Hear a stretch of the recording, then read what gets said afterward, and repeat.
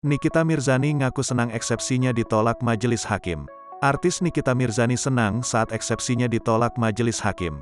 Sebab, Nikita Mirzani menilai jika eksepsi tidak ditolak, maka sidang akan selesai.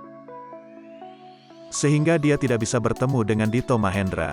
Nikita Mirzani mengaku dirinya tak sabar berhadapan langsung dengan Dito Mahendra di persidangan. Adapun penolakan eksepsi Nikita Mirzani disampaikan majelis hakim dalam sidang kasus pencemaran nama baik dengan terdakwa Nikita Mirzani. Sidang yang digelar Pengadilan Negeri Tangerang itu mengagendakan pembacaan putusan sela terhadap terdakwa Nikita Mirzani.